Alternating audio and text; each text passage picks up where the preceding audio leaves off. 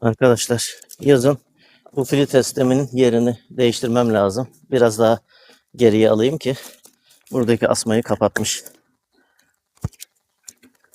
Yağmurdan dolayı da filtre de kaymış geriye. Bayağı değişik olaylar olmuş burada. Aslında o filtre sistemini ve hortumları söküp kaldırsaydım iyi olacaktı ama burası küçük bir yer benim. Depom yok fazla. Onun için onları kaldırmamıştım. Bu sene böyle olsun. Seneye nasipse onları güzel bir yer bulup kaldırırım kış sezonundayken.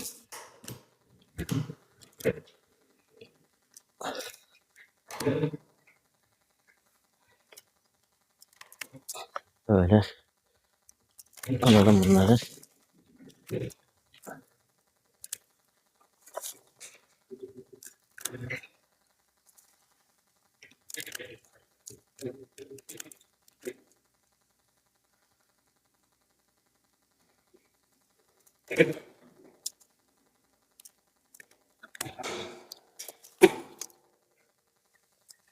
Tamamdır.